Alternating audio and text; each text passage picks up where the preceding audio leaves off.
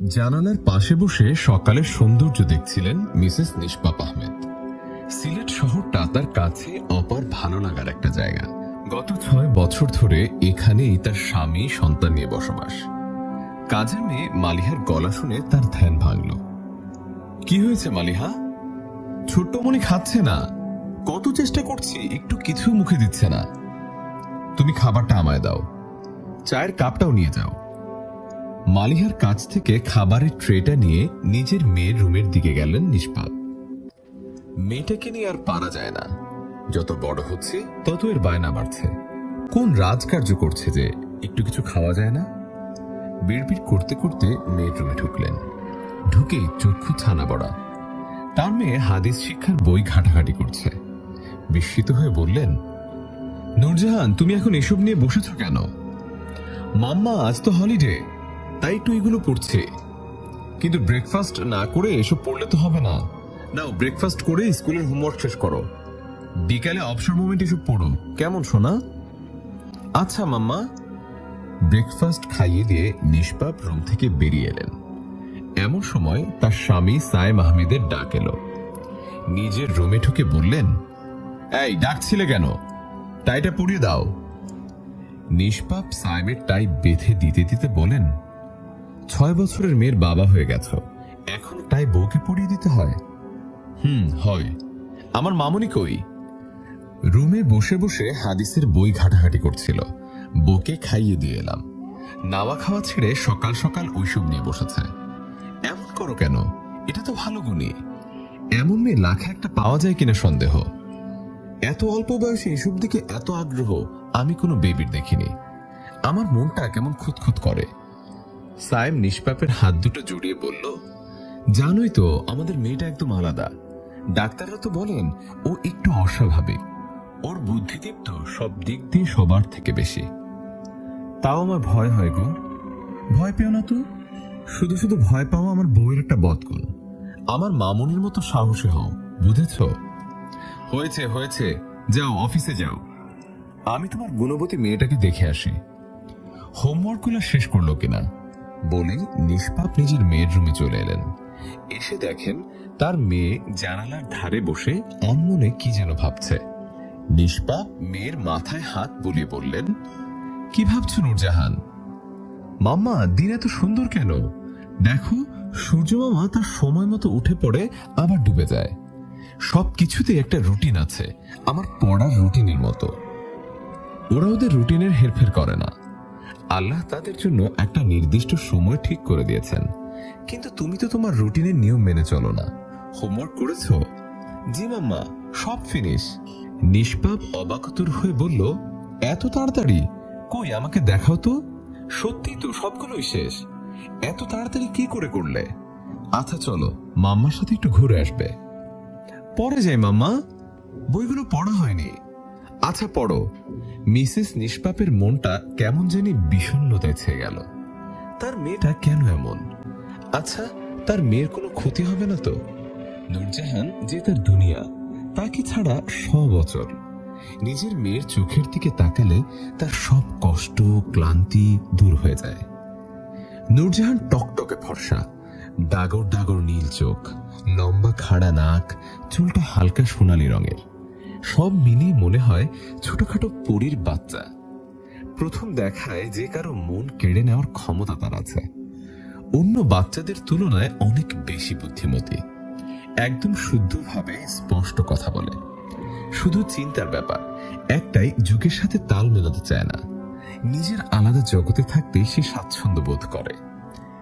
English medium স্কুলে পড়ার পরও নূরজাহানের আগ্রহ আরবি নিয়ে। ইসলামের নানা দিক সম্পর্কে তার জানা চাই। সায়েম তার মেয়ের এসব গুণ দেখে খুবই খুশি। শুধু আমার মনটা কেমন জানি করে। আমি জানি এসব ভালো, কিন্তু আমাদের কারো এমন গুণ নেই। তাহলে নূরজাহান পেল কি করে? ভাবতে ভাবতে নিষ্পাপ নিজের কাজে মন দেয়। মাঝরাতে নূরজাহানের চিৎকার শুনে নিষ্পাপ আর সায়েম নূরজাহানের ঘরে ছুটে আসে। নূরজাহান প্রচন্ড হাঁপাচ্ছে। নিষ্পাপ তাকে পানি খাইয়ে বুকে টেনে নেয়। সায়েমের দিকে ভয় মাখা চাহনিতে তাকিয়ে বলল, সায়েম, এসব কি হচ্ছে বলো তো? ভয় পেও না, দুঃস্বপ্ন দেখে একটু ভয় পেয়ে গেছে। তুমি ওকে ঘুম পাড়িয়ে দাও, ওর কাছেই থাকো বরং। সায়েম এগিয়ে এসে নূরজাহানের কপালে চুমু দিয়ে ঘুমিয়ে পড়তে বলে। নিষ্পাপ মেয়ের চোখে ভয় আর অবাকতা দেখছে। নূরজাহানকে পাশে শুইয়ে মাথায় হাত বুলিয়ে দিয়ে বলে, কি দেখেছো সোনা, মাম্মাকে বলো। নূরজাহান কাঁপা কাঁপা কণ্ঠে বলে, একটা মহিলা অনেক উপর থেকে নিচে পড়ে যাচ্ছে। জানো মাম্মা, ওনার অনেক কষ্ট হচ্ছিল, কাঁদছিল খুব, মনে হচ্ছিল আমাকে হাত বাড়িয়ে ডাকছিল। হঠাৎ নিচের কুয়াশায় উনি হারিয়ে গেলেন। এসব শুনে নিষ্পাপ মেয়েকে আরো আঁকড়ে ধরেন। এই ঘটনা তার নতুন শোনা নয়, গত 3 বছর ধরে উনি এই বর্ণনাই শুনে আসছেন। মাঝে মাঝেই নূরজাহান মাঝরাতে চিৎকার করে উঠে আর এই ঘটনাই বলে। কত সাইকোলজিস্ট দেখালেন, সবার একটাই কথা, এটা তার কল্পনায় বানানো চিত্র। হয়তো কোনো মুভি দেখে সে নিজের মাথায় এই চিত্র গেঁথে নেয়। ভয় পাওয়ার কোনো কারণ নেই, আস্তে আস্তে সব ঠিক হয়ে যাবে। ঠিক হওয়ার তো নামই নেই, দিন দিন তা বেড়েই যাচ্ছে। এইটুকু বাচ্চাকে কেন এত প্রেশার দিচ্ছ আল্লাহ? কেন ওকে সবার মতো সাদামাটা বানালে না? তাহলে ওর এত কষ্ট আমাকে দেখতে হতো না। ভেবেই নিষ্পাপের চোখ থেকে দুফোঁটা অশ্রু ঝরে পড়ল। নূরজাহান চোখের পানি মুছে দিয়ে বলল, কাঁদছো কেন মাম্মা? তুমি কি ওনার মতো কষ্ট পাচ্ছ? কষ্ট পেও না, তোমার নূরজাহান আছে না, আমি সবার কষ্ট দূর করে দিব, দেখো তুমি। নিজের মেয়ের এমন মিষ্টি কথায় নিষ্পাপের মুখে হাসি ফুটে উঠল। তার কপালে চুমু দিয়ে বলল, শোনা মেয়ে আমার, ঘুমো এখন। নূরজাহানকে স্কুলে যাওয়ার জন্য মালিহাকে রেডি করতে বলে নিষ্পাপ সায়েমকে চা দিতে গেল। চাটা রেখে সায়েমের টাই বেঁধে দিতে দিতে বলল, সাবধানে যেও। নূরজাহান স্কুলে ঢুকে গেলে তবেই তুমি অফিসে যাবা, ওকে? জো হুকুম মহারানী। কিন্তু তোমার কি মনে হয় না তুমি নূরজাহানকে নিয়ে একটু বেশি চিন্তা করছো? মা হও, তবে বুঝবে কেন এত বেশি ভাবি। এত রাগ করো কেন? নূরজাহান তো আমার মেয়ে। এই কথাটা শুনে নিষ্পাপের অন্তর আত্মা কেঁপে উঠল। সে যেন ভাবনার জগতে হারিয়ে গেল। সায়েম থেকে এভাবে ঠায় দাঁড়িয়ে থাকতে দেখে গা নাড়া দিয়ে বলল, কি ভাবছো এত? না কিছু না, যাও দেখে এসো নূরজাহান রেডি হয়েছে কিনা। স্কুলের টাইম হয়ে যাচ্ছে যে, তুমি বের হও, আমি এক্ষুনি ওকে নিয়ে আসছি। নূরজাহানকে নিয়ে মালিহা ড্রয়িং রুমে এসে দাঁড়াতেই নিষ্পাপ তার মেয়েটিকে এক নজর দেখে নিলেন। আজ তার মেয়ে হিজাব পড়েছে। নূরজাহান, এটা তুমি কেন পড়েছ? কেন মাম্মা, সুন্দর লাগছে না আমায়? খুব সুন্দর লাগছে, কিন্তু মাম্মা তোমার স্কুলে তো এসব নিষেধ, খুলে ফেলো মাম্মা। না মাম্মা, পড়ি না প্লিজ। জেদ করো না সোনা, তুমি না মাম্মার গুড গার্ল। সায়েম পিছন থেকে এসে বলল, আমার মামুনিটাকে তো খুব সুন্দর লাগছে। থ্যাংক ইউ পাপা, কিন্তু মাম্মা এটা খুলে ফেলতে বলছে, তুমি মাম্মাকে বুঝাও না। নিষ্পাপ, খুলতে বলছো কেন? ইংলিশ মিডিয়াম স্কুলে এসব অ্যালাউ না, তুমি জানো না? তাতে কি হয়েছে, একদিন পড়লে কিচ্ছু হবে না, আমি ম্যামের সাথে কথা বলে নেব। আচ্ছা আমরা বেরিয়ে পড়ি। সাবধানে যেও। টাটা মাম্মা। আল্লাহ হাফেজ মাম্মা। বলে নূরজাহান সায়েমের সাথে বেরিয়ে গেল। নিষ্পাপ তাদের চলে যাওয়ার দিকে এক দৃষ্টে চেয়ে রইলাম। বুকের ভিতরে মনে হচ্ছে কে হাতুড়ি দিয়ে আঘাত করছে। মনের ভেতরটা কু ডাকছে, আল্লাহ তুমি আমার মেয়েটাকে হেফাজত করো। সব কাজ শেষ করে সবেমাত্র রেকিং চেয়ারে গা এলিয়ে হেলান দিলেন নিষ্পাপ। এমনই সময় কলিং বেলটা বেজে উঠল। ঘড়ির দিকে তাকালেন, এখনো নূরজাহানের ফেরার সময় হয়নি। তবে কে এলো? মালিহাকে ডেকে দরজা খুলতে বলে চোখ জোড়া বুঝলেন কিছুক্ষণের জন্য। মেনি কণ্ঠে কেউ একজন বলল, বুবু কেমন আছো? চোখ খুলে দেখেন উপরের ফ্ল্যাটের ভাবি এসেছে। ওনার সম্পর্কটা অনেকটা বোনের মতো, কথাবার্তায় খুব আপন মনে হয়। নিয়মিত অবাধ যাতায়াত একে অপরের বাসায়। আরে বোন, দেশের বাড়ি থেকে কবে এলেন? কখন এলেন? কাল রাতে এলাম বুবু, পথে বাস নষ্ট হয়ে গিয়েছিল, তাই ফিরতে রাত হলো। বসো বোন, চা খাবে? না বুবু, কিছু খাবো না। নূর সোনামণি কই? স্কুলে গেছে। তোমার বাচ্চারা কোথায়? তারাও গেল। নূরকে অনেক মিস করছি বুবু, তাই দেরি না করে চলে এলাম দেখতে। একটু বেশি আদর করো ওকে। করতে তো হবেই, এত মিষ্টি একটা মেয়েকে আদর না করে থাকা যায় বলো? বুবু, কাল রাতে নূরের চিৎকার শুনলাম মনে হলো। তুমি কি করে শুনলে? কাল রাতে যখন ফিরলাম তোমাদের দরজার সামনে দিয়ে যাচ্ছিলাম, তখনই শুনলাম। অত রাতে তোমাকে আর বিরক্ত করতে চাইনি, তাই নক করিনি। আর বলো না বোন, মেয়েটার সাথে যা হচ্ছে, মাঝে মাঝে স্বপ্ন দেখে চিৎকার করে ওঠে। অনেক সাইকোলজিস্ট দেখালাম, সবাই বলে ওর একটা কল্পনা, এটা ভয়ের কিছু নেই। তারপরও আমার খুব চিন্তা হয়, শত হলেও মায়ের মন। তুমি কোনো হুজুরের শরণাপন্ন হও নাই? এসব আমার বিশ্বাস একটু কম, তাই ট্রাই করি নাই। কি যে বলো, একবার ট্রাই করে দেখো, ঠকবা না।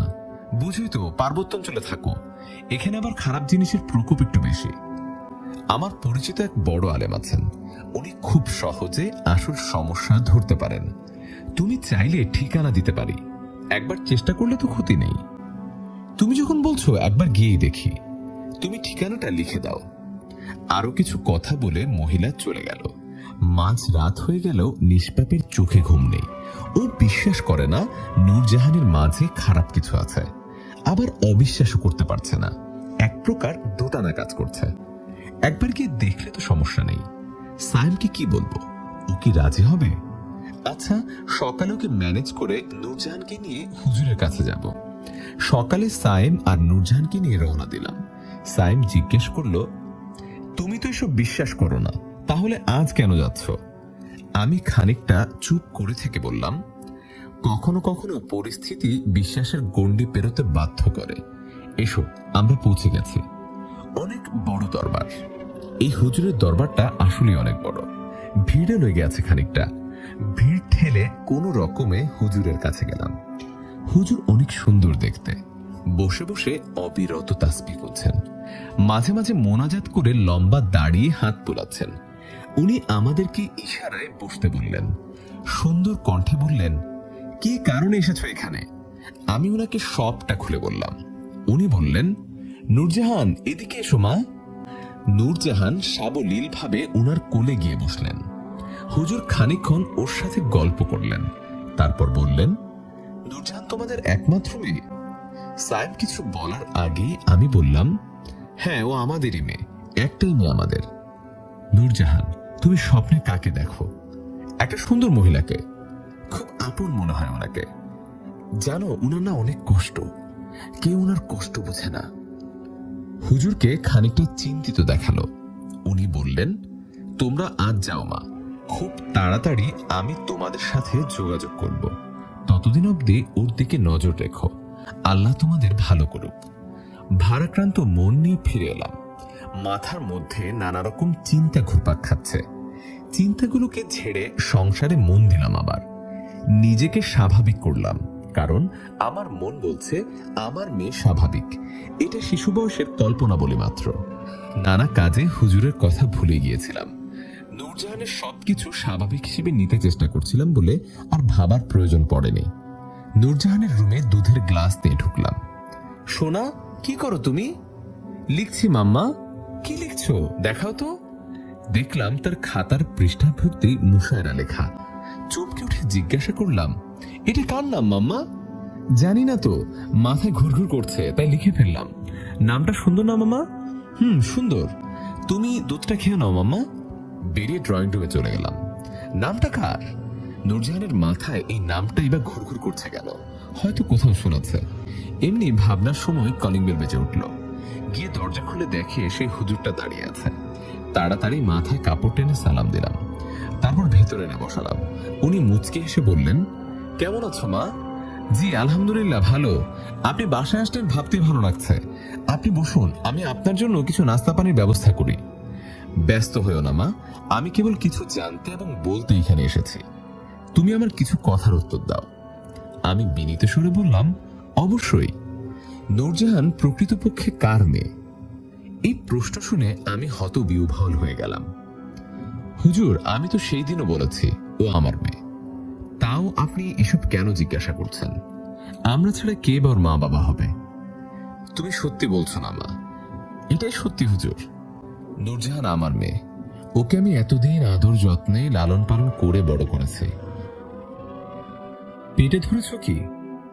এই ধরনের প্রশ্ন শুনে নিষ্পাপ চুপসে যায়। বুকের ভিতরে উথাল পাথাল ঝড় বইছে। নিজেকে কোন রকম সামলে বলল, ধৃষ্টতা ক্ষমা করবেন, আপনি এখন আসতে পারেন। আর কতদিন সত্য থেকে পালিয়ে বেড়াবে? একদিন তো তার মুখোমুখি তোমাকে হতেই হবে। সেই দিন তোমার ন্যায় অসহায় কেউ থাকবে না। এখনো সময় আছে। নিষ্পাপ রাগান্বিত কণ্ঠে বলল, আপনি এখন আসতে পারেন হুজুর, আর কখনোই এই বাড়ি মুখ হবেন না।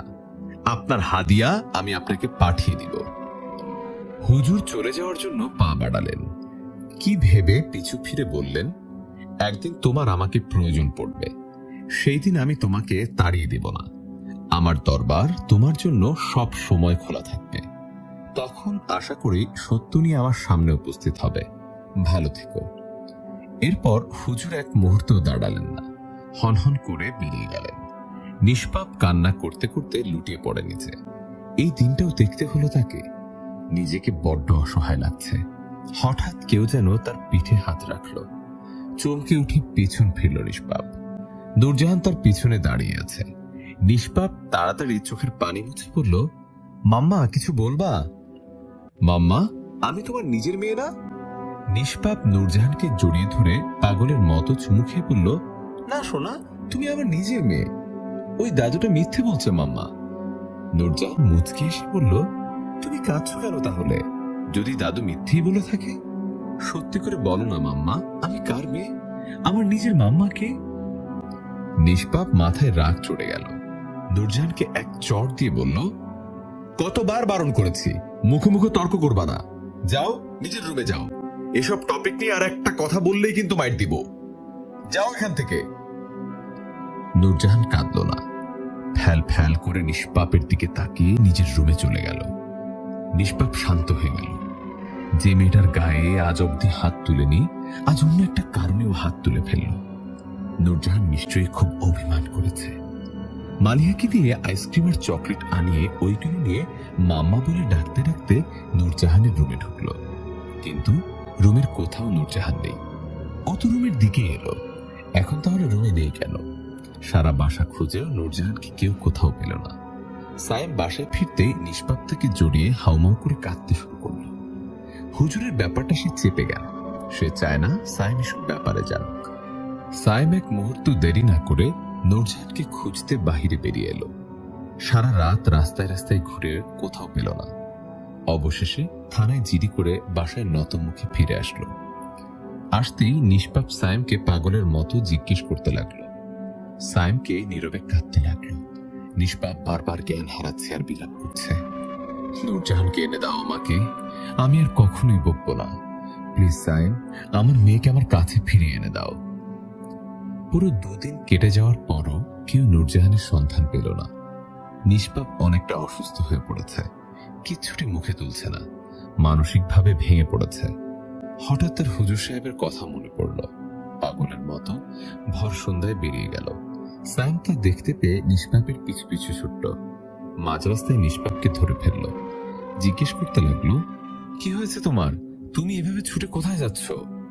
নিষ্পাপ ফোপাতে ফোপাতে বলল, হুজুর সাহেবই পারবে নূরজাহানের খোঁজ দিতে, আমাকে তার কাছে যেতে দাও।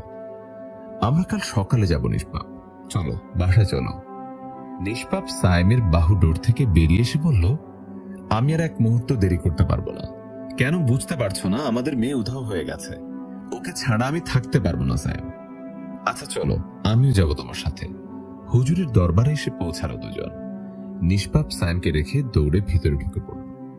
দেখলো হুজুর নামাজের মোনাজাত শেষ করে সবে উঠেছেন।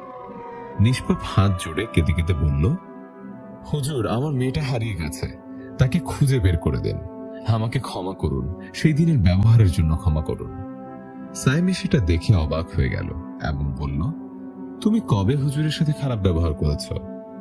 সেদিন হুজুর আমাদের বাসায় গিয়েছিলেন নূরজাহানের আসল পরিচয় জানার জন্য। আমি ওকে হারানোর ভয়ে ওনাকে তাড়িয়ে দিয়েছি।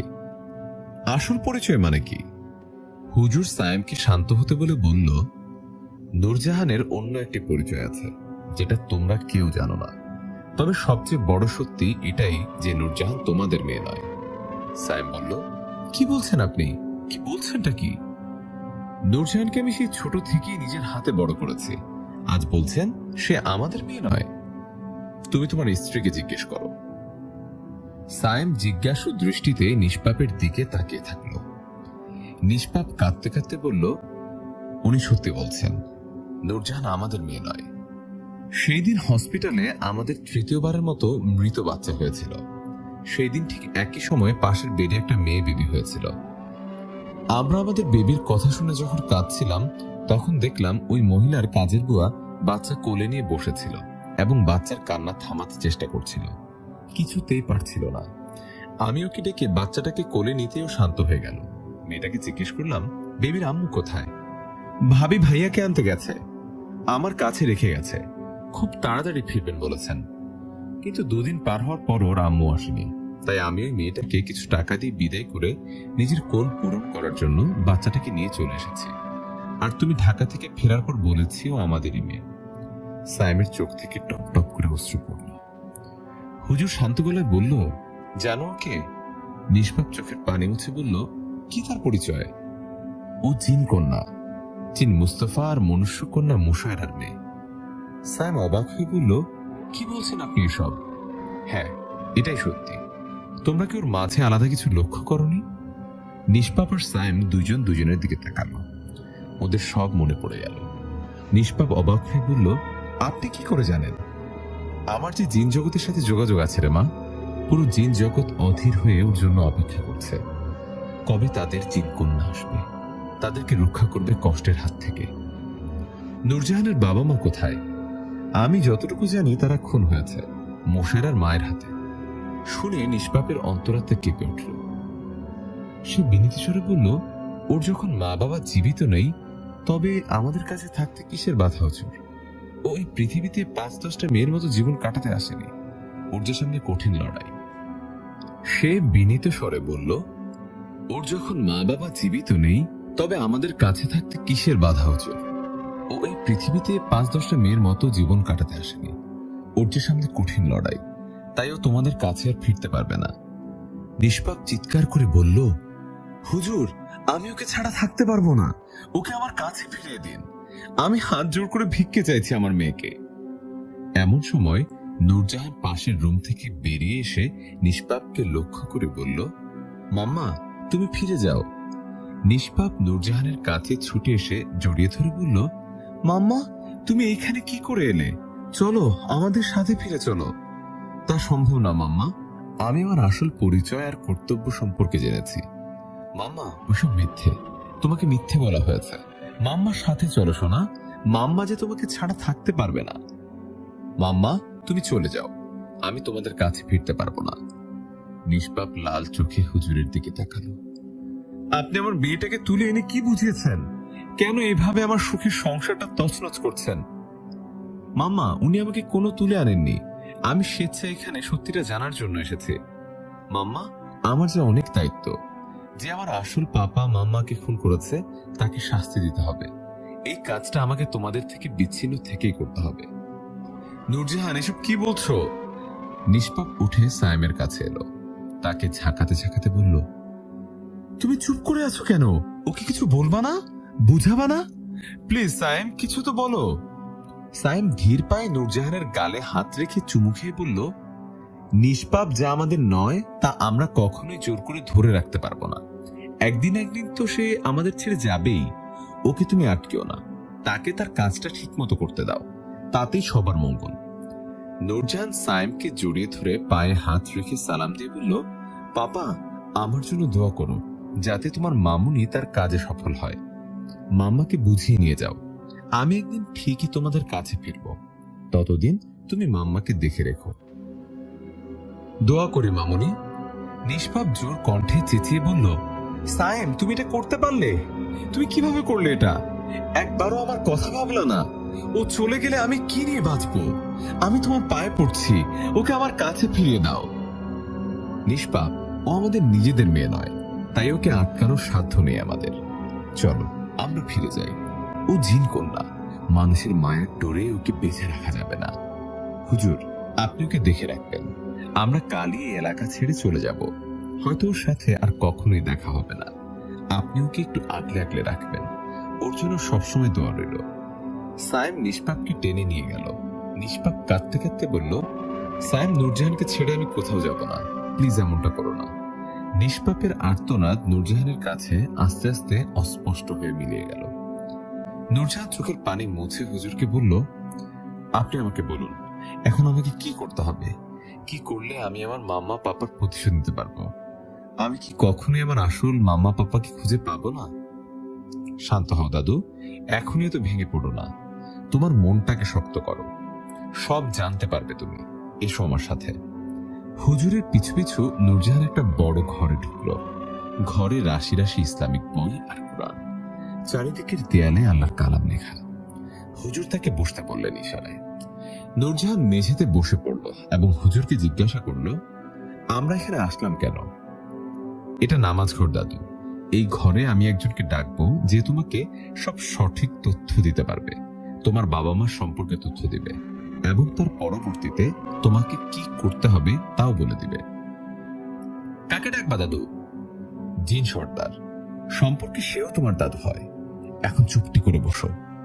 হুজুর ঘরের আলো নিভিয়ে দুটো মোম জ্বালালেন, চোখ বন্ধ করে বিড়বিড় করে কি যেন বলতে লাগলেন। কিছুক্ষণ পর মনে হলো ঘরটা কেঁপে উঠল। একটা দমকা বাতাস জানালা দিয়ে ঘরে ঢুকলো। একটা গম্ভীর মিহি কণ্ঠে কেউ বলে উঠল, আমাকে স্মরণ করার কারণ কি হুজুর? আপনার থেকে অনেক কিছু জানার ছিল সর্দার। এই মেয়েটির দিকে লক্ষ্য করুন। এই আপনাদের মুস্তফার সন্তান, আমাদের বংশের ভবিষ্যৎ। সে এসেছে আপনাদেরকে অন্যায়ের হাত থেকে রক্ষা করতে। অদৃশ্য মিহি কণ্ঠটি পুলকিত হয়ে বলল, সে এসেছে? তার জন্য এতদিন আমরা অধীর হয়ে অপেক্ষা করছিলাম। জি সর্দার, এসেছে।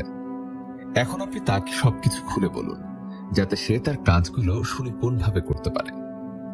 নূরজাহানকে উদ্দেশ্য করে অদৃশ্য কণ্ঠটি বলে উঠল, শোনো দাদু, তোমার নানা ভাই ছিল একজন নিষ্ঠ আলেম। তোমার নানুকে নিয়ে তার জীবন খুব ভালোই চলছিল। সেই সময় আমাদের ভালো জিন আর বদ জিনদের সাথে যুদ্ধ চলছিল। আমরা তাদের হাত থেকে মানুষ আর জিন জাতিকে রক্ষা করার জন্য বদ জিন সর্দারকে হত্যা করি। এতে তাদের দল দুর্বল হয়ে পড়ে, একে অপরের থেকে বিচ্ছিন্ন হয়ে যায়। বদ জিন সর্দারের স্ত্রী উপায়ন্তর না দেখে ঘটনাক্রমে তোমার নানুর শরীরে আশ্রয় নেয়। আস্তে আস্তে তোমার নানুর আত্মাকে নিঃশেষ করে তার শরীর পুরোপুরি দখল করে নেয়। নানাভাবে চেষ্টা করতে থাকে তার খারাপ শক্তি জাগ্রত করে জিন জগতে ফিরে আসার। আলেম সাহেব তা বুঝতে পেরে তাকে বের করে দেন। ততদিনে সে অনেক ক্ষমতা অর্জন করে ফেলেছিল। তাই তাকে ধ্বংস করার জন্য আমি আর উনি ঠিক করি মুস্তফা আর মুশায়রার বিয়ে দেওয়ার। আমাদের উদ্দেশ্য ছিল তাদের সন্তান দ্বারাই ওই মহিলাকে হত্যা করার। সেই মহিলা এসব জানতে পেরে নানাভাবে চেষ্টা করতে লাগলো তুমি যাতে জন্ম নিতে না পারো। তোমার বাবা অনেক ক্ষমতাধর হওয়া সত্ত্বেও তুমি আর তোমাকে মাকে রক্ষা করতে পারলো না, কেননা তাদের মিলনের ফলে তার সব শক্তি তোমার মাঝে স্থানান্তর হয়েছিল। নূরজাহান অবাক হয়ে সব শুনছিল। তার জন্ম নেওয়ার পিছনে এত রহস্য ছিল। জিন সর্দার একটু থেমে আবার বলা শুরু করলেন, তোমার বাবাকে ওই মহিলা বন্দী করার পরই তোমার মায়ের প্রসব ব্যথা ওঠে। এর পরদিনই তোমার জন্ম হয়। তোমার মা মুস্তফাকে বাঁচানোর জন্য মিথ্যে গর্ভবতীর অভিনয় করে সেখানে যায়। ওই মহিলা ভয় দেখিয়ে তোমার মাকে পাহাড় থেকে ফেলে দেয়। তারপর থেকে শুরু হয় জিন জগতে ওই মহিলার বদ রাজত্ব। অকথ্য নির্যাতন চলছে এখনো অবধি ভালো জিনগুলোর উপর। আমরা জানতাম তুমি আসবে, ওই মহিলাকে শেষ করতে আসবে, তাই এত অপেক্ষা তোমার জন্য। নূরজাহান বিস্মিত হয়ে বলল, আমি কি করে তাকে শেষ করব? তুমিই পারবে। এর আগে তোমাকে 18 বছর বয়সে উপনীত হতে হবে। তাতে তুমি তোমার বাবার দেওয়া শক্তি ফিরে পাবে, তবেই তুমি তাকে শেষ করতে পারবে। কিন্তু আমি তো এখনো ছোট, 18 বছর হতে অনেক দেরি। তুমি খুব শীঘ্রই 18 বছর বয়সে উপনীত হবে। তবে আর তার জন্য তোমাকে নিজের মাকে খুঁজে বের করতে হবে। আমার মা কি বেঁচে আছে দাদু? কোথায় পাবো তাকে? তোমার মা জিন রূপে বেঁচে আছে, তাকে তোমাকেই খুঁজে বের করতে হবে। তবেই তুমি তোমার শক্তি ফিরে পাবে, হয়ে উঠবে 18 বছরের তরুণী। তবে মনে রেখো, তুমি এই সময়ে কোনো মানুষের সাথে বৈবাহিক কিংবা প্রণয় সম্পর্কে জড়াতে পারবে না। তাহলে তুমি কিন্তু জিন কন্যা থাকবে না, সব শক্তি হারাবে, তুমি হয়ে পড়বে এক সাধারণ বালিকা। নূরজাহান জোর গলায় বলল, সব মানতে রাজি আমি। আপনি শুধু বলুন আমার মাম্মাকে কোথায় পাবো, কি করে চিহ্নিত করব? দেখো, তোমার বাঁ হাতে একটা জন্ম দাগ আছে, এমন একটা দাগ তোমার মায়ের হাতেও আছে। তোমরা যখন মুখোমুখি হবে, দুটো দাগ থেকে আলো বিচ্ছুরিত হবে, তখনই তুমি নিশ্চিত হবে ওইটা তোমার মা। তুমি যখন মায়ের সাথে মিলিত হবে, ওই বদ জিনি জেনে যাবে তোমার আসল পরিচয়। তোমাকে বাধা দিতে থাকবে প্রতিটি পদে, চাইবে তোমাকে হত্যা করতে। জিন সর্দার আবার একটু থেমে বললেন, আজ থেকে তোমার লড়াই শুরু। প্রস্তুতি নিয়ে এগিয়ে যাও দক্ষিণের জঙ্গলের দিকে। বিপদ সংকুল স্থান, সাবধান থাকবো। আমি তোমায় অন্য কোনো সাহায্য করতে না পারলেও পরামর্শ আর কিছুটা সহযোগিতা দিতে পারবো। দরকার হলে আমাকে স্মরণ করো। তবে আমি কিন্তু তোমায় 2 বারের বেশি সাহায্য করতে পারবো না। আল্লাহ তোমার সহায় হোক। ফি আমানিল্লাহ। বলেই দমকা হাওয়া আবার জানালা দিয়ে শব্দ করে বেরিয়ে গেল। হুজুর আমার দিকে তাকিয়ে ফিরে বললেন, বুঝেছ তো? আমি মাথা নাড়িয়ে সায় দিলাম। সারা রাত আর ঘুম এলো না, শুধু ছটফট করছি কখন আমার মাম্মাকে দেখতে পাবো, আমার প্রতিশোধ পূর্ণ করতে পারবো।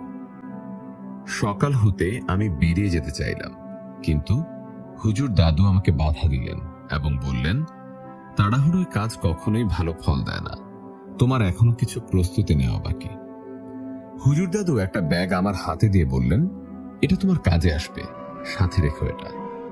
তোমাকে একা ছাড়তে ইচ্ছা হচ্ছে না, কেননা তুমি এমন এক বিপজ্জনক স্থানে যাচ্ছ যেখানে তোমাকে একা যেতে দেওয়ার সাহস আমার নেই। তবুও যে তোমাকে যেতেই হবে। হুজুর দোয়া কালাম পড়ে মাথায় ফু দিয়ে বললেন, আল্লাহ তোমার হেফাজত করবেন, সাবধানে যেও। আল্লাহর উপর ভরসা রাখো, তিনিই তোমার সঠিক পথ দেখাবেন। ফি আমানিল্লাহ। আমি ওনাকে সালাম করলাম। খানিকটা এগিয়ে দিয়ে হুজুর দাদু বিদায় জানালেন। পিচের রাস্তা ছেড়ে আল্লাহর নাম নিয়ে দক্ষিণের সরু পথে চলতে লাগলাম। সিলেট শহরে এমনিতে জঙ্গল আর পাহাড়ের অভাব নেই। চলতে চলতে পাহাড়ি রাস্তায় এসে পড়লাম। পথে আদিবাসীরা যাতায়াত করছে। বুঝলাম আমি শহর পেরিয়ে এসেছি। 2-1 জন আমার দিকে আর চোখে তাকাচ্ছে, বোধহয় কিছু জিজ্ঞেস করার সুবিধা পাচ্ছে না। আমি তোয়াক্কা না করে নিজের পথে হাঁটতে লাগলাম। আস্তে আস্তে আদিবাসীদের ঘর বাড়ি, চাষ ক্ষেত সব পিছনে পড়ে গেল। এমন একটা জায়গায় এসে পৌঁছালাম যেখানে চারিদিকে গাছপালা, জনমানব শূন্য। তাহলে এটাই সেই জঙ্গল যেটার কথা জিন্দাদু বলেছিলেন? কড়া রোদে হেঁটে ভীষণ ক্লান্ত লাগছে, তার উপর ভারী ব্যাগের বোঝা। বাচ্চা মানুষ আমি, কতটুকুই হাঁটতে পারি। মাটিতে ঘাসের উপর বসে পড়লাম। পেটে মনে হয় নেংটি উদুর দৌড়াচ্ছে। সাথে করে তো খাবার দাবার কিচ্ছু আনিনি, এখন খাবোটা কি? মাথা চুলকোতে চুলকোতে ব্যাগের দিকে চোখ পড়ল। ব্যাগে দাদু খাবার দিয়েছে কিনা একটু দেখি। ব্যাগ খুলতেই বড় পলিথিনে কিছু বিস্কিটস, চিপস আর পানির বোতল পেলাম। সাথে একটা খিচুড়ি ভর্তি টিফিন বক্সও ছিল। দেরি না করে খানিকটা খেয়ে নিলাম। হিসেব করে খাওয়া লাগবে, জানি না তো আর কতটা গেলে মাম্মাকে পাবো। মাম্মার কথা ভাবতেই মনটা খারাপ হয়ে গেল। হঠাৎ পাশের ঝোপ থেকে মানুষের আর্তনাদের আওয়াজ আসতে লাগলো। ভয় পেয়ে গেলাম। এই নির্জন জঙ্গলে মানুষ এলো কোথা থেকে? কিছু ভাবার আগেই 3-4 জন বাজে চেহারার লোক আমার সামনে চলে এলো। ফিসফিস করে 2-1টা কথা বলেই একটা লোক আমাকে শক্ত করে ধরে ফেলে। পা ছোড়াছুড়ি করতে আমার নাকে রুমাল ধরল। জ্ঞান ফিরতেই দেখি আমাকে একটা ছাউনির খুঁটিতে বেঁধে রেখেছে, মুখে রুমাল গুজে দিয়েছে। চেষ্টা করলাম হাতের দড়িটা খোলার, কিন্তু এত শক্ত দড়ি যে কিছুতেই খুলছে না। ওপাশের তাঁবুর ভেতর থেকে কিছু কথা ভেসে আসছে। কোন এক মোটা কণ্ঠ কাউকে অর্ডার করছে, আজ প্রায় বাচ্চা ছেলে মেয়েদের থেকে 8টা কিডনি পেয়েছে, কিছুদিনের জন্য এটা যথেষ্ট। তবে বাচ্চা মেয়েটার জ্ঞান ফিরলে তারও কিডনি নিয়ে নিতে হবে, বেশি দেরি করা ঠিক হবে না। গলা শুকিয়ে গেল এসব কথা শুনে।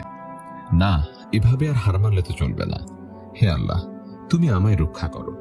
জিন্দাদু, তুমি কোথায়? এসো না একবার। এমন সময় কারো পায়ের আওয়াজ পেয়ে অজ্ঞানের ভান ধরলাম। কেউ এসে কিছুক্ষণ দাঁড়িয়ে আবার চলে গেল।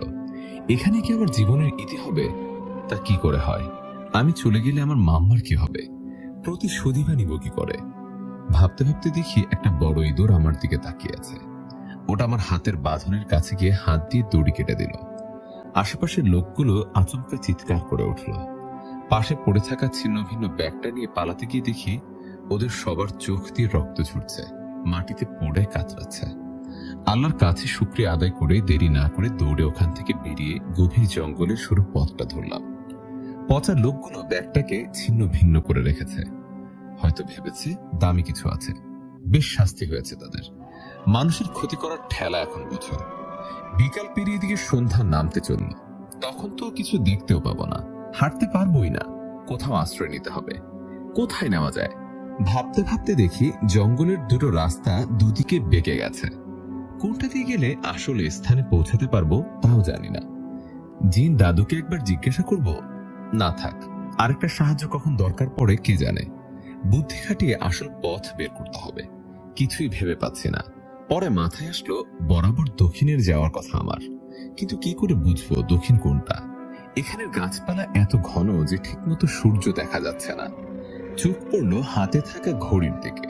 দেখি ঘড়ি দিয়ে বের করতে পারি কিনা। সোজা কাটা অনুসরণ করে সামনের পথে হাঁটতে থাকলো। সূর্য প্রায় ডুবুডুবু অবস্থা। চারিদিকে ঝিঝি পোকার ডাক শুরু হয়ে গেছে, আর সামনে এগোনো যাচ্ছে না। পথিমধ্যেই ধপাস করে বসে পড়ল। এইখানে রাতটা পার করা যায় যদি বাঘ শেয়ালের সামনে না পড়ি। খানিকটা সময় কেটে যাওয়ার পর দেখলাম জলজল করে থাকা একজোড়া চোখ আমার দিকে এগিয়ে আসছে। নূরজাহান ভীষণ ভয় পেয়ে গেল। ব্যাগটা আঁকড়ে ধরে উঠে দৌড়াতে লাগলো অন্ধকার পথে। চোখগুলো যেন তার পিছু পিছু ছুটে আসছে। কিসের সাথে হোঁচট খেয়ে পড়ে গেল মাটিতে। চোখগুলো তার কাছাকাছি চলে এসেছে। পায়ে বড্ড চোট লেগেছে, উঠতে পারছে না। আল্লাহর নাম জপতে লাগলো। শেয়ালটা আমার একদম কাছে আসতেই একটা জমকালো আলো বিচ্ছুরিত হলো তার শরীর থেকে। আমার মুখ থেকে অস্ফুটে বেরিয়ে গেল, মাম্মা। তারপর চোখের সামনে সব ঝাপসা হয়ে এলো। চোখ খুলতেই দেখি আমি একটা কুড়ে ঘরে শুয়ে আছি। চারিদিকে পাখি ডাকছে। সকাল হয়ে গেছে। উঠে বসতেই লক্ষ্য করলাম আমি অনেক পরিবর্তন হয়ে গেছি। দাদু তো এটাই বলেছিল যে মাম্মার সাথে দেখা হলেই আমার বয়স 18 বছর হয়ে যাবে। একটা বোরকা পরা সুন্দরী মহিলা এসে আমাকে জড়িয়ে ধরল। আমিও তাকে শক্ত করে জড়িয়ে ধরলাম। তার চোখের পানি মুছে দিয়ে বললাম, কেমন আছো মাম্মা? তোকে পেয়ে খুব ভালো আছি মা। কখনো ভাবতে পারিনি তোকে আমি আবার ফিরে পাবো। এই জঙ্গলে পশু পাখির রূপ নিয়ে শেষ জীবন কাটাচ্ছিলাম। এসব বলো না মাম্মা, দেখবে আমি পাপাকেও ফিরিয়ে নিয়ে আসবো। আবার তোমরা খুব ভালো জীবন কাটাবে। উনাকে কখনো ফিরে পাবো কিনা জানি না, তবে তার বড় একটা আমানত আমি নিজের কাছে ফিরে পেয়েছি। এতে আল্লাহর দরবারে শুকরিয়া। তোকে আর হারাতে দিব না আমি। চল মা, চল আমরা নিজের জগতে ফিরে যাই।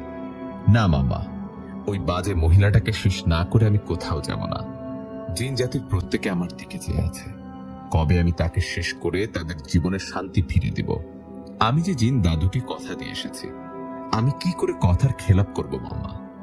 কিন্তু এসবের মধ্যে যদি আমি আবার তোকে হারিয়ে ফেলি, খুব ভয় হয় রে মা।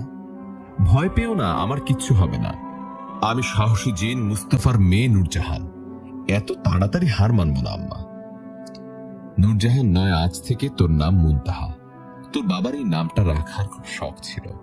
মানুষটা তো আর নেই বলেই মুশায়রা কাঁদতে লাগলো। মাম্মাকে সান্ত্বনা দেওয়ার ভাষা আমার নেই, তাও মাথায় হাত বুলিয়ে বললাম, ভেবো না মাম্মা, আল্লাহর উপর ভরসা রাখো।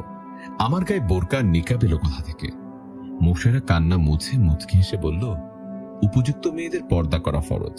তোর ব্যাগে এসব ছিল তাই পরিয়ে দিয়েছি। মাম্মা, তুমি আর এইখানে থেকো না, শহরের দিকে ফিরে যাও। সেখানে এক হুজুর দাদু আছে, তার কাছে আশ্রয় নাও আপাতত। আর তুই?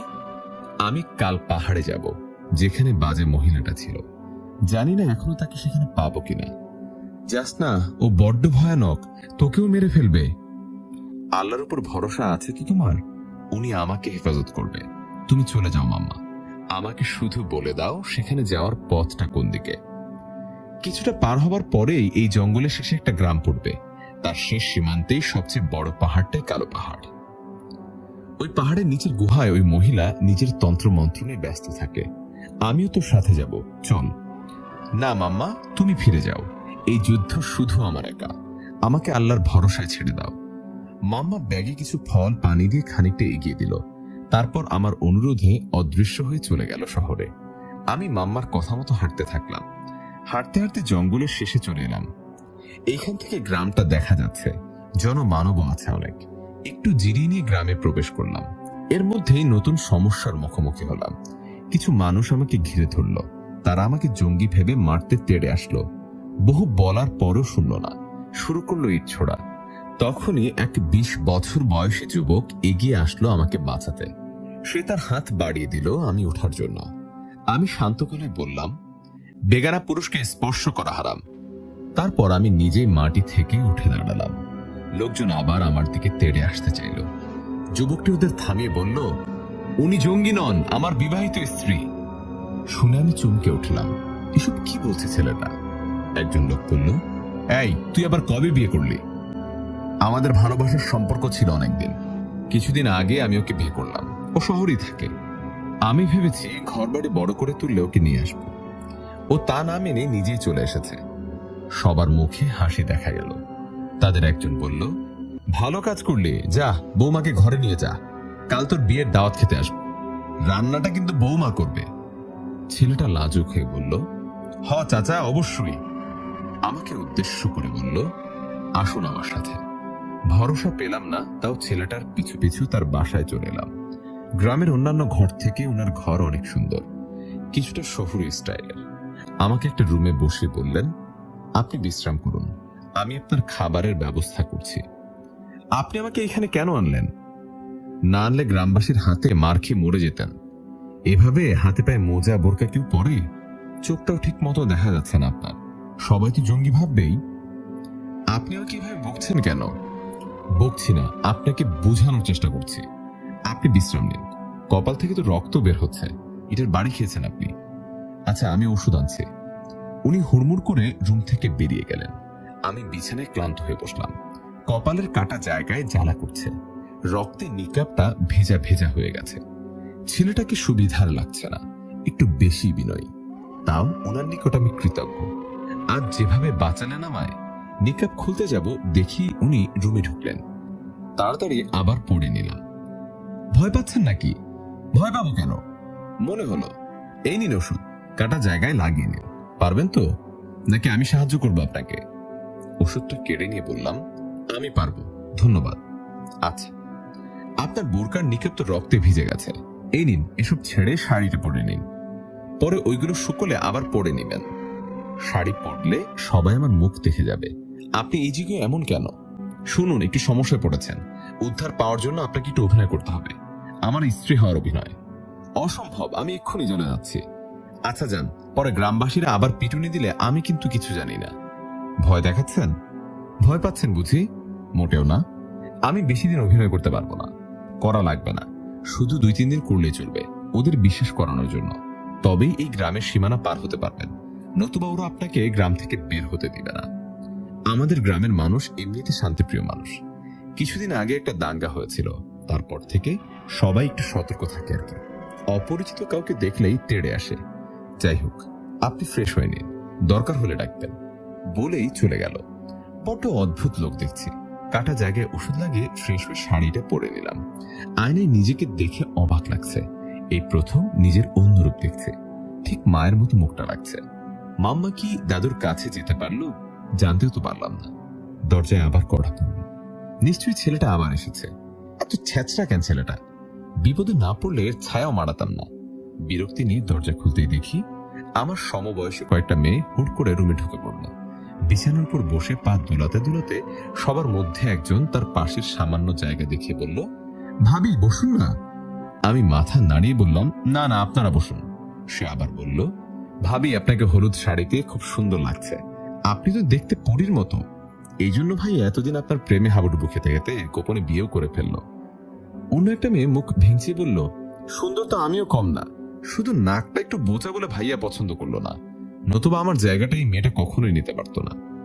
আমার হাসি পেলেও চেপে বললাম, বোন দুঃখ করো না, আমি যদি কখনো চলে যাই তখন আপনি ওনাকে বিয়ে করে নিলেন, কেমন? মেয়েটা আমার সমবেদনার ভাষাটা হয়তো পছন্দ করলো না। কথার উত্তরে মুখ বাঁকালো। মেয়েগুলো কথা শুরু করেছে যে এখনো থামার নাম নেই। চাপার খুব জোর আছে বলতে হয়। মিস্টার ছ্যাচড়াটা কোথায়? এতক্ষণ তো বেশ রুমের সামনে ঘুরঘুর করছিল, এখন কোথায় এসে মেয়েগুলো সরিয়ে নিয়ে আমাকে একটু শান্তি দিবে সেটাই উনি লাপাত্তা। প্রায় ঘন্টাখানেক আমার কান দুটো ছালাপালা করার পর তারা বিদায় হলো। যাওয়ার সময় বলে গেল, ভাবি পরে আবার আসবো। সত্যি যদি কিছুক্ষণ পর আবার আসে সেই ভয়ে দরজা লক করে দিলাম। ভীষণ ক্লান্ত লাগছে, একটু ঘুমিয়ে নিলে ভালো হতো। বিছানায় গা এলিয়ে দিতেই ঘুম চলে এলো। দরজা নক করার শব্দে ঘুম ভেঙে গেল। উঠে দরজা খুলতে দেখি উনি দরজার সামনে হাতে খাবার ভর্তি ট্রে নিয়ে দাঁড়িয়ে আছেন। আমি সরে আসতে উনি রুমে ঢুকে টেবিলে ট্রে রেখে বললেন, এই সন্ধ্যাবেলায় ঘুমাচ্ছিলেন? রুমের জানালাতে বাহিরে উকি দিয়ে দেখি আসলে সন্ধ্যা নেমে গেছে। ওনার কথায় সায় দিয়ে বললাম, বুঝতে পারিনি। ফ্রেশ হয়ে খেতে বসুন, ওয়াশরুমটা এই দিকে। ধন্যবাদ। ফ্রেশ হয়ে এসে বসলাম। লজ্জা লাগছে খেতে। উনি ছাড়া বড়া চোখ করে আমার দিকে তাকিয়েছেন। না পেরে জিজ্ঞেস করলাম, আপনি কি এখানে এভাবে দাঁড়িয়ে থাকবেন? কেন, বসবো? কপালটা রাগে কুচকালাম। উনি মুখ টিপে হাসতে হাসতে রুম থেকে বেরিয়ে গেল। খুব খিদে পেয়েছে, তাই দেরি না করে খেয়ে নিলাম। অনেকক্ষণ কেটে যাওয়ার পরও মিস্টার ছ্যাচড়া এলেন না, তাই আমি ট্রেটা কিচেনে রেখে আসার জন্য রুম থেকে বের হলাম। শাড়ি পরায় একটু ঠিক মতো হাঁটতে পারছি না। মনে হচ্ছে হিজিবিজি করে কাপড় জড়িয়ে রেখেছে। অনেক বড় বাসা, তাদের রুমের সংখ্যা কম নয় বই কি। কিচেনের হুদিস পাচ্ছি না। উকি দিয়ে রুম চেক করে পরে কিচেন পেলাম। কিচেনে ট্রেটা রেখে রুমে চলে আসবো, দেখি ছাদের দরজা খোলা। খোলা পরিবেশে বাতাস অনুভব করতে ইচ্ছে হলো একটু, তাই ছাদে উঠলাম। হালকা চাঁদের আলোয় ছাদটা বেশ সুন্দর দেখাচ্ছে। গিয়ে একধারে পাতার বেঞ্চিতে বসলাম। হাওয়া খাচ্ছেন বুঝি? শুনে ঘুরে তাকালাম। মিস্টার ছ্যাচড়া এখানে চলে এসেছে। আচ্ছা লোক তো। আমি অবাক হয়ে বললাম, আপনি কখন এলেন? আমার পাশের খালি জায়গায় দ্রুত রেখে বসে বলল, ছাদেই ছিলাম, আপনি খেয়াল করেননি। ও আচ্ছা, আপনার সম্পর্কে তো কিছুই জানা হলো না। কে আপনি, থাকেন কোথায়, আর জঙ্গল পেরিয়ে এই গন্ডগ্রামেই বাইলেন কেন? ছেলেটার প্রশ্ন শুনে আমি ঘাবড়ে গেলাম। আমার আসল পরিচয় জানতে পারলে হয়তো এরা আমাকে এইখানে শেষ করে দিবে। জঙ্গি ভেবে যা করলো, জিন জানলে তো বন্দি করে শুনে ছড়াবে। একে আসল পরিচয় বা উদ্দেশ্যের কথা বলা যাবে না। আমি মুনতাহা, মামার সাথে সিলেটের এক অভিজাত শহরে থাকি। শুনেছি এই গ্রামের সীমানায় অনেক সুন্দর পাহাড় আছে, ঘোরার জন্য পারফেক্ট, তাই ঘুরতে এলাম। ছেলেটা হকচকিয়ে তাকে বলল, শুধুমাত্র ঘোরার জন্য এত দূর এলেন? পাহাড়গুলোর সম্পর্কে ধারণা আছে আপনার? আপনারও কি আমাকে জঙ্গি মনে হয়? ধারণা নেয়ার জন্যই তো এসেছে। এইবার আপনার পরিচয়টা জেনে নিই। আমি হাসনাত, এখানে গ্রাম প্রধানের ছেলে। মা বাবা অবশ্য 2 বছর আগেই গত হয়েছেন, তাই একাই থাকি। ইন্টারন্যাশনাল সফটওয়্যার কোম্পানিতে জব করি। বাবাই গ্রামের সবার প্রিয়জন ছিলেন, তাই গ্রামবাসীরা খুব ভালোবাসে আমাকে। ইদানিং গ্রামে খুব দাঙ্গা এবং খারাপ শক্তির উৎপাত হয়েছে, তাই গ্রামটার চারিপাশে বন দেওয়া হয়েছে, যাতে গ্রামের মধ্যে কেউ প্রবেশ করলেও কোনো অলৌকিক শক্তি ব্যবহার করতে না পারে। আপনার বেশ দেখে তাদের সন্দেহ হয়েছিল, তাই ওরা এমন করেছে। তাদের হয়ে আমি ক্ষমা চাচ্ছি। না না, আমি কিছু মনে করিনি, আপনি ক্ষমা চাইবেন না। আমি তো আপনার কাছে কৃতজ্ঞ। আচ্ছা ওসব ছাড়ুন, 2 দিন এইখানে কাটিয়ে শহরে ফিরে যান, আমি আপনাকে দিয়ে আসবো। আমি আমার কাজ শেষ না করে যেতে পারবো না, আমাকে সেখানে যেতেই হবে। জায়গাটা নিরাপদ নয়, বোঝার চেষ্টা করুন। আশা করি আপনি আমাকে বাধা দিবেন না। যদি একান্তই যেতে চান, তবে আমি এক্ষুনি এই স্থান ত্যাগ করে চলে যেতে বাধ্য হব। আচ্ছা আচ্ছা, দিব না। একটা কথা ছিল। জি বলুন। আপনাকে তো আলাদা লাগে কেন? চোখ দুটো এত ঘন নীল, চুলের রংটা অন্যরকম, গায়ের রং সব মিলিয়ে আপনাকে আলাদা জগতের মানুষ মনে হয়। আল্লাহর সৃষ্টির উপর তো কারো হাত থাকে না। উনি আমাকে যেমন বানিয়েছেন আমি ঠিক তেমনই। আর এতবার আমার দিকে তাকাবেন না, কেননা আমি বেগানা নারী। আচ্ছা আচ্ছা, ঠিক আছে। অনেক রাত হলো, চলুন কিছু খেয়ে ঘুমিয়ে পড়বেন। আমি আর কিছু খাবো না বলে উঠলাম। হাঁটতে গিয়ে শাড়িতে পা জড়িয়ে গেল, পড়তে পড়তেও পারলাম না। উনি আমার হাত শক্ত করে ধরে আছেন। তাড়াতাড়ি উঠে বললাম, হাতটা ছেড়ে দিন। দুঃখিত, আসলে আপনি পড়ে যাচ্ছিলেন তাই।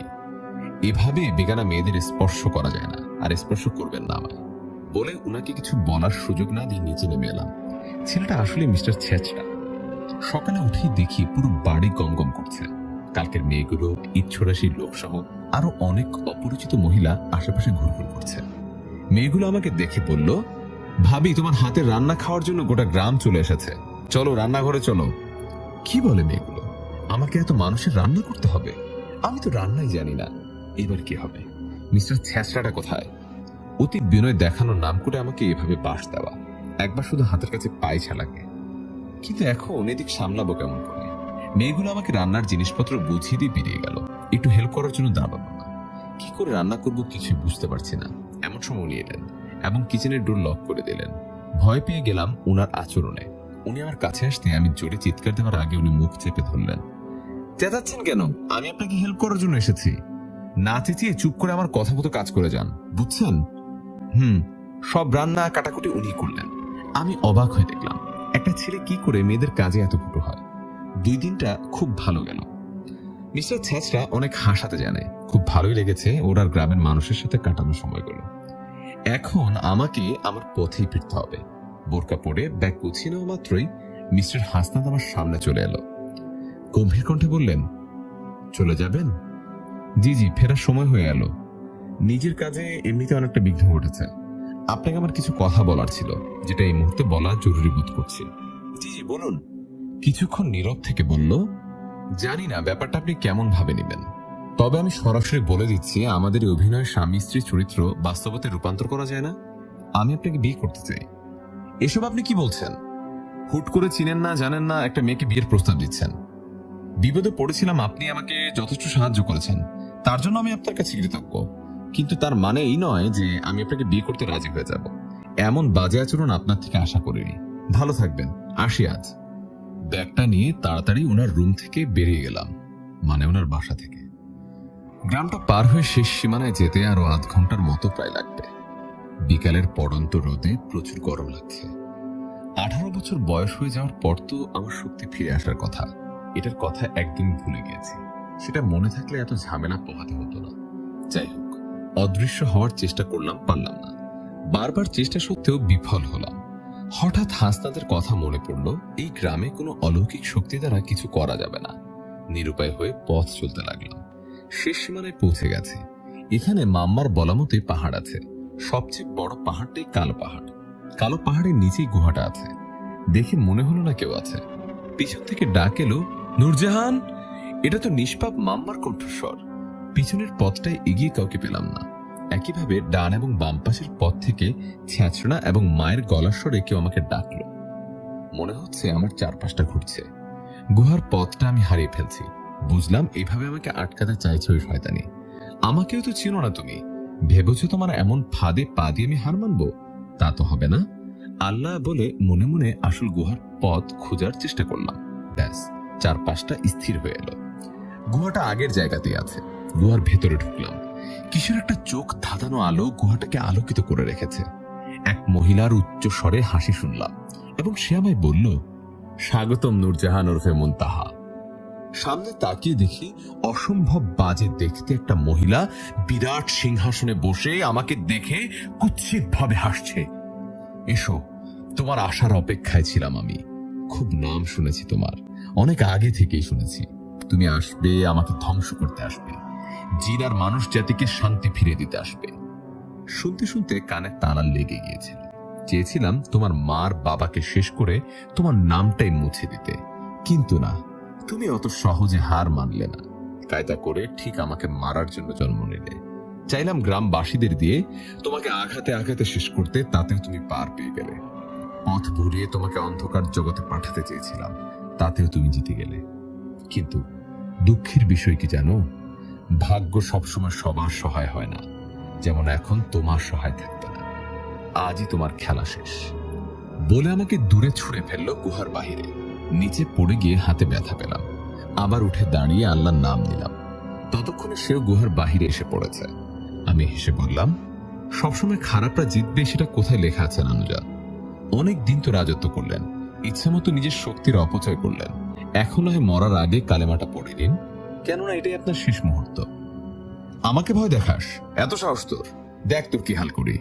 বলে অনেকগুলো আগুনের গোলা ছুড়ে মারলো। নিজের শক্তিটা ওর দিকে ফিরে দিতে চাইলাম। আগুনের গোলাগুলো তার দিকে চলে গেল। তার মানে আমার শক্তি কাজ করছে। মহিলা উড়ে পাহাড়ের উপরের অংশে উঠে হাসতে লাগলো। নিজের শক্তি দিয়ে ওকে আঘাত করতে চাইলাম, কিন্তু কিছুই হচ্ছে না। তার এত বছরের শক্তিশালী শক্তির কাছে আমার শক্তি খুবই সামান্য। সেইবার আমার দিকে এগিয়ে আসতে লাগলো। আমি আল্লাহর নাম জপ করতে লাগলাম। জিন দাদুর কণ্ঠস্বর আমার কানে ভেসে আসলো, দাদু, এভাবেও শেষ হবে না। তোর ব্যাগে একটা আল্লাহর কালাম যুক্ত তলোয়ার আছে। সেটা তুমি আল্লাহর কালাম পড়ে তাকে আঘাত করো। এই তলোয়ার কেবল তোমার হাতেই কাজ করবে। দাদুর কথায় জোর পেলাম। ব্যাগের তলা থেকে সযত্নে কাপড়ে মোড়ানো তলোয়ারটা বের করলাম। ডাইনিটা এখনো হাসতে হাসতে আমার দিকে আসছে। আল্লাহর কালাম মনে মনে জপতে জপতে লাফিয়ে ডাইনির বুকে বসিয়ে দিলাম। শক্তি ব্যবহার করলাম। পাহাড়ের উপর তুলে নিয়ে ধাক্কা দিয়ে নিচে ফেলে দিলাম। শান্তি লাগছে প্রতিশোধ নিতে পেরে। মামা আমার পাশে কান্না ভেজা চোখে দাঁড়িয়ে আছে। পাপার কথা ভেবেই কান্না পাচ্ছি। সবই হলো, কিন্তু পাপাকে ফিরে পাওয়া হলো না। কান্না করতে করতে মাম্মাকে জড়িয়ে ধরলাম। একটা মিষ্টি কণ্ঠস্বর বলল, মুনতাহা মা। চমকে উঠলাম। পিছনে তাকিয়ে দেখি একজন সুশ্রী পুরুষ হাত বাড়িয়ে আমাকে ডাকছে। মাম্মা কাপা গলায় বলল, তোর বাবা। পাপাকে জড়িয়ে ধরে কেঁদে কেঁদে বললাম, আমি তো ভেবেছি তোমাকে আর ফিরে পাবো না, তোমাদের জন্যই তো বেঁচেছিলাম। ডাইনিটা আমাকে নিজের প্রতিপত্তি বৃদ্ধির প্রয়োজনে বাঁচিয়ে রেখেছিল। সেদিন তোমার মাকে ভয় দেখানোর জন্য আমার বুকে সামান্য তীব্র ব্যথার সৃষ্টি করেছিল। চলো মা, আমরা জিন জগতে ফিরে যাই, এই জগৎ আমাদের জন্য নয়। হঠাৎ দেখি মিস্টার ছেঁচড়া দাঁড়িয়ে আমার দিকে কান্না ভেজা চোখে তাকিয়ে আছে। তার কাছে তার হাত স্পর্শ করে বললাম, খারাপ ব্যবহারের জন্য আমাকে ক্ষমা করে দিবেন। আসলে আমিও আপনাকে ভালোবেসে ফেলেছিলাম, কিন্তু আমার শর্ত ছিল, আমার লড়াই চলাকালীন কোনো প্রকার প্রণয় আমি জড়াতে পারবো না। তাহলে আমি আর জিন কন্যা থাকবো না। কিন্তু আপনি এখানে কি করে এলেন? আপনার পিছনে চলে এসেছি। এখন তো আপনার লড়াই শেষ, এখনো কি আমাকে ফিরিয়ে দিবেন? আমাকে ক্ষমা করুন, আমি আপনার প্রস্তাব কখনোই গ্রহণ করতে পারবো না। আমার কর্তব্য শেষ, এখন আমাকে আমার জগতে ফিরে যেতে হবে। আমার মাম্মা পাপ্পা আমার জন্য অপেক্ষা করছে। তবে সবসময় আপনি অনুভব করবেন আপনার ভালোবাসা আপনার আশেপাশে কোথাও আছে। বিদায়, ফিয়ামানিল্লাহ। হাসনাতের চোখের পানি গড়িয়ে পড়ছে। ঝাপসা দৃষ্টিতে দেখছে মুনতাহা তার বাবা মায়ের হাত ধরে ঘন ধোঁয়ায় মিলিয়ে গেল।